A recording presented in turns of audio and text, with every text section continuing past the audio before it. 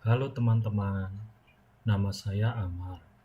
Ada juga Angel, Zulkifli, Ervina, Helga, Munir, Laraswati, Jose, Camtia, dan Advent. Kali ini, grup kami akan membahas serta mempresentasikan salah satu sila Pancasila, yakni sila kelima. Lalu, apakah sila kelima itu? Sila kelima dari Pancasila adalah keadilan sosial bagi seluruh rakyat Indonesia. Nah, dalam video kali ini terdapat 4 pertanyaan penting yang bakal kita bahas, yakni apa itu keadilan, apa itu keadilan sosial, apakah itu kekeluargaan dan kegotong royongan, dan bagaimanakah fakta di lapangan. Untuk itu, pertama-tama, mari kita bahas apa itu keadilan. Menurut KBBI, keadilan berarti sifat yang tidak berat sebelah, tidak memihak, berpihak kepada yang benar, dan tidak sewenang-wenang. Lalu, mari kita juga lihat pengertian keadilan yang lain menurut para ahli. Menurut Magni Suseno, keadilan adalah kondisi ataupun keadaan manusia yang diperlakukan dengan sama atau setara, yang sebanding antara hak dan kewajibannya masing-masing. Bila menurut Noto Negoro, keadilan adalah suatu kondisi ataupun keadaan yang sesuai dengan ketentuan hukum yang berlaku. Dan bila menurut Plato, keadilan merupakan apa yang ada di luar kemampuan manusia biasa, yang mana kondisi ini hanya dapat tercapai dengan cara menjalankan hukum dan juga undang-undang yang dibuat oleh para ahli. Dengan mengumpulkan berbagai info sebelumnya, bisa kita simpulkan bahwa keadilan adalah suatu sifat yang tidak berat sebelah yang perwujudannya di masyarakat dapat dilakukan dengan membuat hukum dan undang-undang yang disepakati atau disetujui oleh masyarakatnya. Nah, dengan penjelasan sebelumnya, sekarang kita dapat menjawab pertanyaan selanjutnya, yakni apa itu keadilan sosial? Keadilan sosial adalah keadilan yang struktural. Keadilan ini tercapai apabila struktur seperti proses-proses ekonomi, politik, sosial, budaya, dan ideologis dalam masyarakat menghasilkan pembagian kekayaan masyarakat yang adil dan menjamin bahwa setiap warga memperoleh yang menjadi haknya.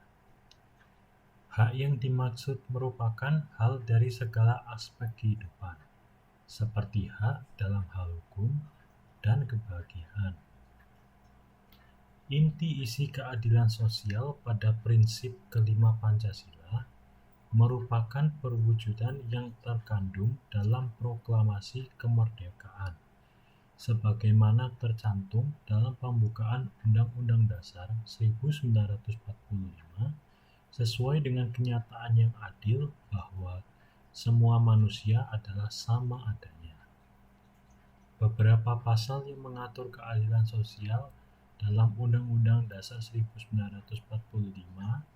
adalah pasal 27 ayat 1 dan 2, pasal 28, pasal 29 ayat 2, dan pasal 31 ayat 1. Sekarang, mari kita beralih ke pertanyaan selanjutnya, yakni apa itu kekeluargaan dan kegotong royongan? Dalam berlaku adil terhadap sesama, sifat kekeluargaan penting untuk diterapkan, sebagaimana kita akan memperlakukan anggota keluarga kita secara adil. Perlakuan itu juga harus diterapkan kepada sesama. Sifat kekeluargaan juga dapat menumbuhkan rasa simpati dan empati dalam diri kita. Sila kelima ini mengatakan tentang keadilan sosial bagi seluruh rakyat Indonesia, bukan hanya untuk beberapa golongan masyarakat. Banyak terjadi ketidakadilan dalam lingkup sosial yang sangat mungkin dikarenakan tidak ada rasa kekeluargaan kepada orang-orang sekitar kita. Kadang, sifat kekeluargaan ini hanya kita terapkan pada orang-orang tertentu saja, padahal ada banyak orang di sekitar kita yang membutuhkannya juga. Lalu, untuk arti dari kegotong royongan, secara harfiah, gotong royong dimaknai dengan suatu kegiatan yang dilakukan secara bersama-sama dan bersifat sukarela agar kegiatan yang dikerjakan dapat berjalan dengan lancar, mudah, dan ringan. Maka dari itu, kegotong royongan adalah cara kerja yang bergotong royong dengan menyatukan banyak tenaga untuk satu tujuan saling membaur. Dari makna gotong royong tersebut, dapat kita terapkan dalam menjunjung keadilan sosial bagi seluruh rakyat Indonesia. Dalam lingkup sosial, hak dan wewenang kita sebagai masyarakat cukup penting demi mencapai keadilan bagi sesama. Dengan kita saling membantu dan mendukung sesama kita, maka keadilan sosial bisa kita raih. Sekarang, mari kita bahas bagaimanakah fakta di lapangan. Terwujudnya keadilan sosial dalam kehidupan bernegara merupakan dambaan setiap orang, di mana prinsip keadilan mencakup inti dari moral ketuhanan, landasan pokok kemanusiaan, simpul keadilan, dan matra kedaulatan rakyat. Dapat disimpulkan bahwa sila kelima Pancasila merupakan perwujudan sekaligus cerminan dari keempat prinsip sebelumnya. Namun, seperti halnya iklan makanan, penerapan sila kelima tak seindah yang ditawarkan. Masih banyak penyelewengan dan pelanggaran sila kelima ini. Pelanggaran yang masih sering terjadi adalah penegakan hukum yang tidak sesuai dengan sila kelima. Di antaranya, masih ada beberapa kasus yang tidak sampai terselesaikan, bahkan tidak diusut oleh pihak yang berwenang. Salah satu kasus yang waktu itu ramai dibicarakan, yaitu tewasnya mahasiswa saat melakukan demonstrasi. Korban yang berinisial MY meninggal diduga akibat luka tembak saat aksi 26 September 2019 di Kendari. Selain MY, Imawan Randi juga menjadi korban. Randi meninggal karena luka tembak di bagian dada.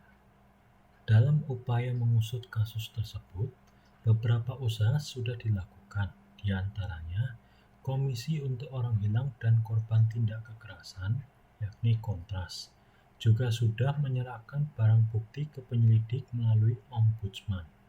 Namun saat itu, belum ada upaya apapun dari pihak penegak hukum.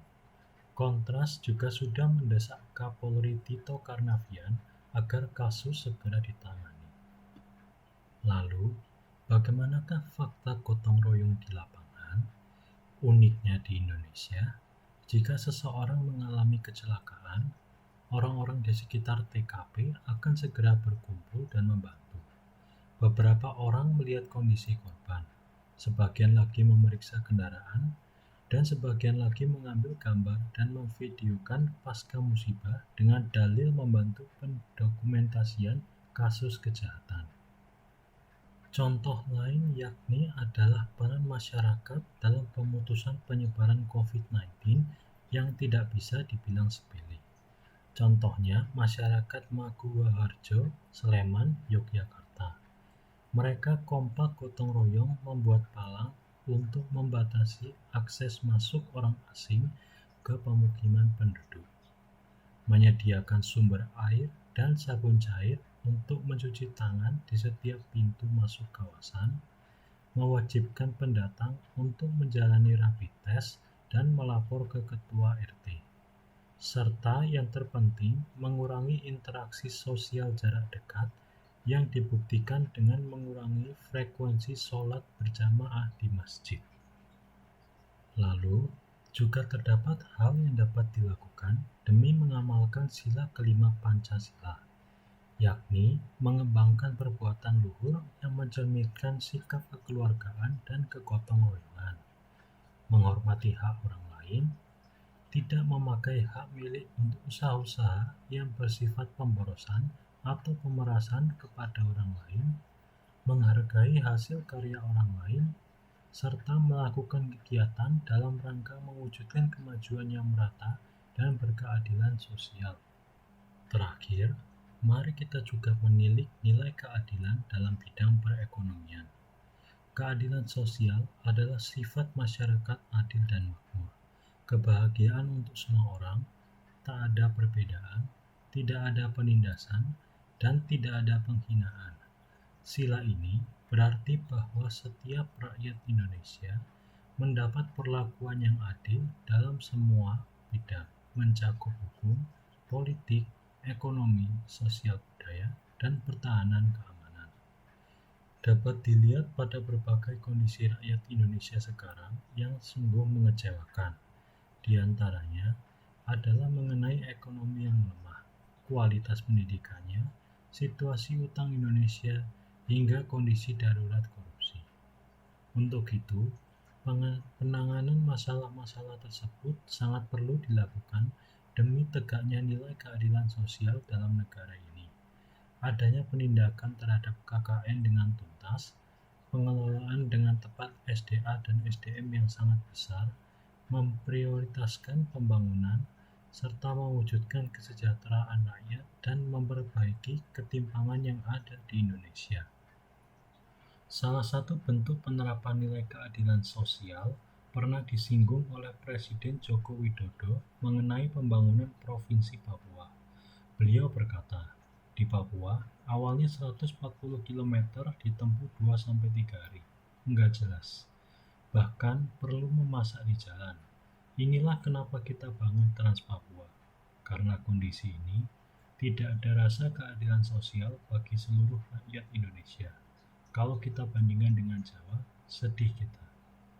Beliau juga menambahkan pada tahun 2014 saat dirinya berkunjung ke Wamena, dia sempat berbicara dengan beberapa penduduk. Ketika itu, saya keluar hotel, saya tanya rakyat, harga BBM berapa? Enggak 1, 2, 3, tapi 4 orang. BBM di sini kata mereka adalah 60.000 per liter. Padahal kalau di Jakarta itu 6.450 per liter, ungkap Jokowi. Maka dari itu, Jokowi mengatakan diperintahkannya pada 2015 saat itu untuk menyamakan harga di Jawa dengan Papua. Ini tentunya tidak mudah. Jokowi mengatakan harus 2 tahun baru satu harga terwujud. Walaupun tidak mudah, sudah seharusnya semua warga negara tanpa terkecuali menegakkan nilai keadilan sosial bagi seluruh rakyat Indonesia yang adalah bagian dari pedoman hidup bangsa. Akhir kata, terima kasih telah menonton video kami hingga akhir.